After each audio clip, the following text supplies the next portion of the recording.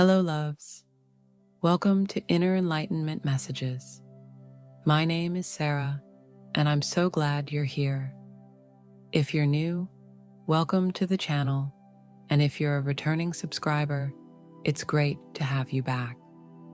The term shadow work can be quite intimidating for many people. When they first hear it, they may think it's related to ghosts, but the shadow is not a ghost. It's something much more profound. So, what exactly is shadow work, and why does it scare us so much? In this video, I'll break it down. What the shadow is, how to recognize it in yourself, why doing shadow work is important, and I'll share my top 5 tips to help you do shadow work like a pro. Today, we're diving deep into the shadow and shadow work. To make it easier, I've divided this video into 4 parts. First, we'll define what the shadow is. In the second part, we'll explore why the shadow is problematic. In the third part, I'll share 4 simple ways to spot your shadow. And finally, in part 4, I'll give you my top 5 tips for mastering shadow work. Let's get started. Part 1. What is the shadow? When most people hear the term shadow, they often associate it with something negative or evil. So right off the bat, I want to clear that up. The shadow is not evil. There's nothing to be afraid of. To go a bit deeper, I'll start with the psychological definition and then touch on the spiritual perspective. From a psychological standpoint, the term shadow and shadow work were introduced to the Western world by psychologist Carl Jung. He described the shadow as the unconscious or disowned part of your personality. To understand it better, think of your actual shadow that you cast when walking down the street on a sunny day. You don't pay much attention to your shadow, but it's always there, following you wherever you go. Jung believed that your shadow is a part of you that's repressed or ignored, typically because it's not accepted by your family or society. For Jung, the shadow is often formed during childhood. It's shaped by your family dynamics, particularly the beliefs and expectations projected onto you by your parents or caregivers. For example, imagine a sensitive little boy who cries easily and feels deeply about the world around him. If his parents tell him, "Stop crying, you're too emotional," or "Stop crying like a girl," the boy starts to suppress his sensitivity. That moment of suppression is when his shadow begins. Over time, the more he represses this part of himself, the bigger his shadow grows. This early experience of rejection or invalidation of certain parts of ourselves often leads to the creation of the shadow. It's a way of coping with the outside world's projections, and it continues to influence our behavior and emotions throughout our lives. In the field of psychology, the shadow is seen as an unconscious or disowned part of your personality, often formed during childhood. It represents aspects of yourself that you repress or refuse to accept. However, if you've seen my other videos, you know I tend to dive deeper than conventional psychology. So, while Carl Jung brought the concept of the shadow into mainstream Western thought, it's important to note that the idea of shadow work has existed for thousands of years and has been practiced by shamanic cultures around the world. Shamans, known as expert healers, have been working with the shadow long before Jung introduced it to modern psychology. Now, let's explore the spiritual perspective of the shadow, which differs somewhat from the psychological definition. From a spiritual point of view, the shadow encompasses any part of you that you fail to see, acknowledge, or accept. This is a broader concept. It's not just about your personality. The shadow, in spiritual terms, is multidimensional and can exist outside of your mind, which is a crucial distinction. In previous videos, I've emphasized that trying to heal something purely through the mind is rarely effective. Healing the shadow requires a broader understanding. It's not just a mental process, but a multifaceted phenomenon that exists in many parts of you. To better grasp the spiritual perspective of the shadow, think of the 7-chakra system. Each chakra can be seen as its own mini brain with its own consciousness, independent of your mind. They think and function on their own, which is important to remember as we explore how the shadow works on a deeper level. For instance, consider the example of a sensitive boy who, after being reprimanded by his parents for crying, starts to shut down emotionally. From a psychological standpoint, he might push away parts of himself, like his sensitivity. However, spiritually, what's happening is that to repress his sensitivity, he would also shut down the energy of his heart chakra, the center of love, compassion, and sensitivity. So, the shadow doesn't just live in his mind, it also affects his chakras. And in this case, his heart chakra becomes blocked as he learns to suppress his true nature. This example highlights how the shadow is not just a mental phenomenon, but something that affects your whole being, your mind, your energy, and your emotional self. This view goes beyond Jung's psychological model to include the spiritual and energetic aspects of who you are. Another key difference between psychology and spirituality in understanding the shadow is that while psychology often attributes the formation of the shadow to childhood experiences, spirituality suggests that the shadow can also stem from past lives. The concept of the shadow is quite expansive, and it's important to recognize that your soul has experienced multiple lifetimes, which means the parts of your shadow you carry today could be linked not only to your current childhood, but also to past lives. While some aspects of your shadow stem from your childhood, much of it comes from your soul's history, from previous incarnations. This is a key point to remember when considering the origin of the shadow. I've discussed past lives and reincarnation in a couple of recent videos, where I explore how the soul carries unresolved issues from past lives into the present, giving you an opportunity to heal them. The unhealed energy from these past experiences is often manifested in aspects of your shadow. Your soul intentionally brings these elements forward, aiming for you to confront and integrate them in this lifetime. You might be wondering why it's even important to know that your shadow may have origins in past lives rather than just childhood. The answer is that if you focus only on childhood, you risk overlooking key aspects of your shadow. Missing these parts means you can't fully integrate or heal them. To illustrate, I'll share a personal example. One of my major shadow aspects involved a deep fear of stepping into my own power. For years, I repressed it, consciously making myself small out of fear. If I had only looked at my childhood, I would never have identified this aspect of my shadow. My childhood was supportive, especially with my mom encouraging me to embrace my potential and be whoever I wanted to be. She didn't instill any fear in me.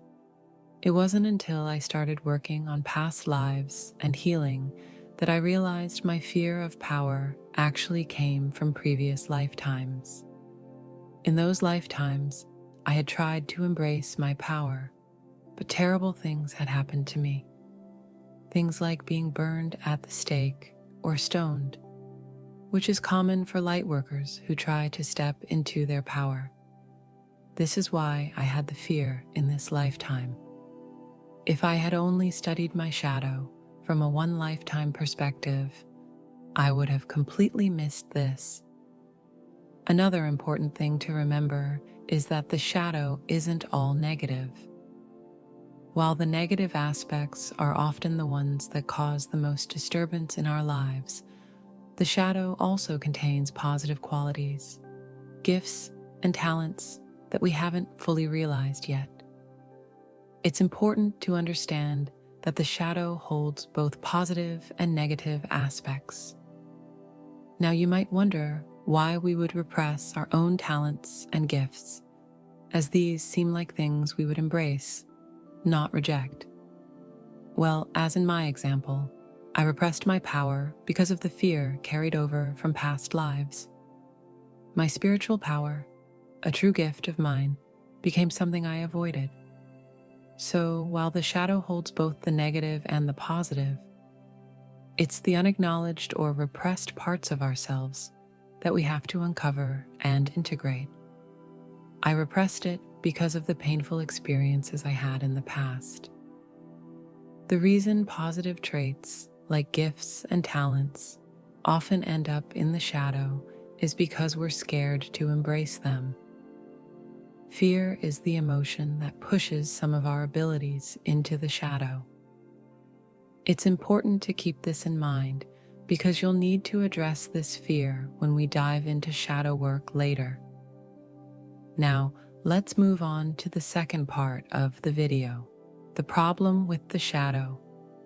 So, now that you understand what the shadow is, and that there's nothing to fear when doing shadow work, you might wonder, why should you care about it? What impact does it really have on you? The truth is, your shadow can have a huge effect on your life. It operates outside of your conscious awareness, influencing you through unconscious beliefs and energy imprints. It almost takes on a life of its own and can deeply affect your behavior and experiences. From a spiritual perspective, let me explain this in terms of energy. For those who can see shadows, whether through their third eye or with psychic abilities, what they notice is that the shadow appears almost like a separate entity. Think of your shadow as an inner fragment, as if there are two different people inside you. We've all seen this play out. Have you ever met someone who is sweet, kind, and gentle, only for them to suddenly snap and become someone entirely different, almost like a devil? It's a common experience. What happens in these moments is that the person's shadow takes over when they're triggered, and their behavior shifts dramatically. This is a clear example of how the shadow can take control, affecting your life and relationships in significant ways. The shadow can cause chaos in all areas of life, but it's especially dangerous in relationships. It has the potential to destroy connections if not acknowledged and worked through. That's why it's crucial to bring the shadow into the light. Another reason why the shadow needs attention is that it operates like a separate energy field. Since we live in an energy-based universe, this field resonates with certain vibrations. Your shadow, through its energy, will start attracting experiences that match its frequency. This means your shadow will magnetically draw in drama and painful experiences, making it even more important to confront and heal it. Now, let's talk about how to spot your shadow. It can be hard to identify, especially if you're living unconsciously. But if you're on a spiritual path, you're already learning to see things from a deeper perspective. With that, it will be easier for you to notice your shadow. Here are a few simple ways to spot it. The first and easiest way is through projections.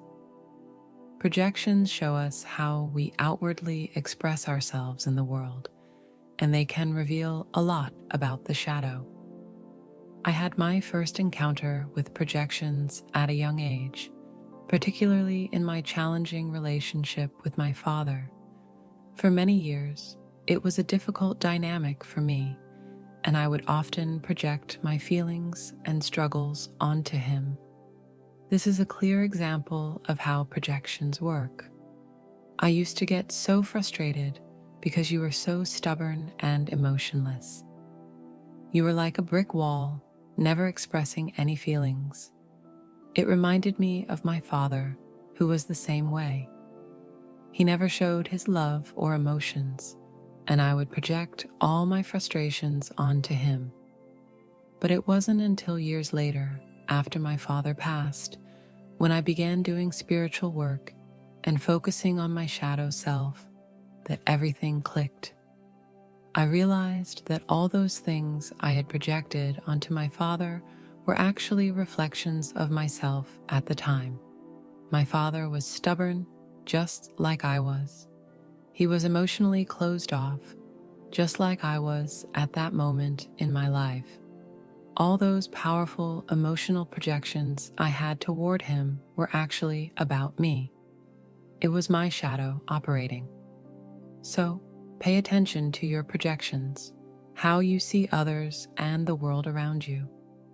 If something bothers you in someone else, it's likely in you too. If it weren't, it wouldn't trigger you. The first step in recognizing your shadow is noticing your projections. The second way to spot your shadow is through emotional triggers. These can be tricky to recognize at first, but once you do, it becomes easier. Emotional triggers are like your best friends because they can show you your wounds and hidden parts of yourself. Start observing what triggers you. For example, imagine you're at a party with your partner and they start talking to someone attractive. You suddenly feel an overwhelming sense of jealousy. If you're aware of your shadow work, you'll take a deep breath and ask yourself, why am I feeling this way? Instead of acting on that jealousy, maybe by confronting your partner or making a scene, you'll understand that the jealousy comes from a fear of abandonment. That fear, that insecurity, is part of your shadow that you've repressed. By catching these emotional triggers before you act on them, you prevent feeding your shadow. Every time you react out of your shadow, it grows bigger. The more energy you give it, the more it expands. So becoming aware of your triggers and how you respond to them helps you manage your shadow. The third way to spot your shadow is by paying attention to repeating patterns in your life. If certain situations or experiences keep repeating, there's likely a shadow aspect at play. For example, I used to lose myself in relationships. I'd get so caught up in them that I'd forget who I was and live for the other person. It was a pattern that kept happening until I did my shadow work and realized it was a shadow part of myself I hadn't recognized before. Once I saw it, I could start to change it. So, watch out for patterns in your life. They're often a clear sign that your shadow is trying to get your attention. In life, we all develop patterns, and within these patterns, you'll often encounter parts of your shadow. The fourth way to identify your shadow is through introspection. This step might be a bit more challenging than the others because it requires more self-reflection. In the previous methods, you were simply noticing when your shadow or projections were triggered, but here you're looking to recognize your shadow before it acts out or gets triggered. This introspective process involves journaling. You'll ask yourself 3 essential questions that will reveal aspects of your shadow self. These questions are: what parts of yourself do you dislike? What parts of yourself do you judge? And what parts of yourself do you fear? As you journal, you'll uncover different elements of your shadow. Now, let's move on to the next part, which is how to do shadow work. Shadow work is all about integration, meaning you're working to bring the shadow closer to you, shining light on it. As you bring light into the shadow, it gradually fades away. The more you resist or reject parts of yourself, the bigger your shadow becomes, and the more it affects your life. But as you accept it and shine light on it, it gets smaller and less impactful. Shadow work is about self-acceptance and integrating those hidden aspects of yourself. Here are 5 powerful tips for doing shadow work. First, don't antagonize the shadow. The key here is love, compassion, and self-acceptance. Remember, your shadow developed because you rejected certain parts of yourself. If you resist or fight your shadow, you're only adding more rejection. Instead, embrace your shadow, love it, and accept it as part of you. The second tip is to observe without judgment. When you become aware of your shadow, avoid judging it. If you criticize yourself for feeling jealousy or any other emotion, you're just amplifying the shadow. Instead, acknowledge the feeling without judgment. Understand that these emotions are part of being human. Tip number 3 is past life regression. Since many aspects of your shadow may originate from past lives, accessing those memories can be a powerful tool in shadow work. I've personally healed patterns from past lives through this method. If you're interested in this, check out my reincarnation videos for more information. The 4th tip is a childhood review. To uncover shadow aspects from your childhood, do a simple journaling exercise. Ask yourself questions like, was I fully accepted as a child? What was expected of me, and how did I respond? This will help you pinpoint shadow traits that may have originated early in life. What did your parents specifically expect from you? This is a key question to consider. The next one is about how your parents judged your behaviors and emotions. It's essential because the judgments they made likely played a role in shaping your shadow side. For example, a sensitive boy might be told to stop crying or that he cries like a girl, and that judgment can lead to emotional repression. So, when reflecting on your past, ask yourself what behaviors and emotions were judged by your parents. By answering these 3 questions, you'll gain insight into the aspects of your shadow self and how they were formed.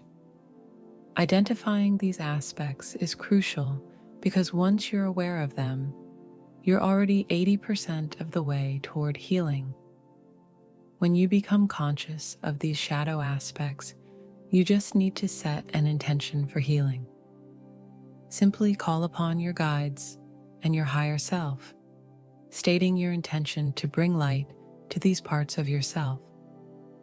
This intention, coupled with meditation, helps integrate and heal your shadow. As you shine light on these aspects, they begin to shrink and have less power over your life. Next, let's talk about retrieving your gifts. The shadow isn't just about negative aspects, it also holds untapped talents and gifts. Many of us suppress these abilities, but they are still there, waiting to be discovered. A great way to uncover them is through journaling. Ask yourself this question: if I weren't afraid, what would I do with my life? This will guide you toward identifying your hidden gifts. For example, I was once afraid to step into my full potential because of my own shadow aspects. But by confronting them, I was able to embrace my power. Another powerful tool for uncovering your gifts is shamanic journeying. This guided meditation can help you connect with your inner self and retrieve lost talents. Whether you work with a shaman or follow a guided journey, this method can open the door to the treasures within your shadow.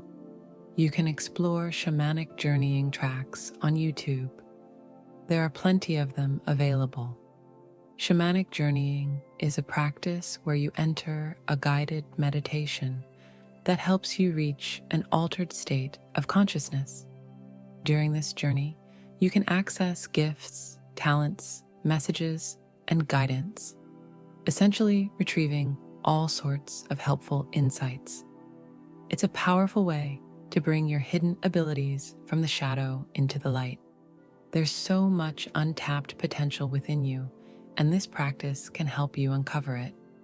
Now, I'd love to hear from you. Let me know in the comments which tip about shadow work resonated with you the most.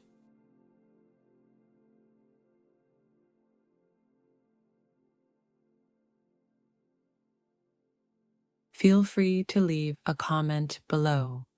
If you haven't yet, click here to subscribe to my YouTube channel. Sending you love, beautiful soul. Take care.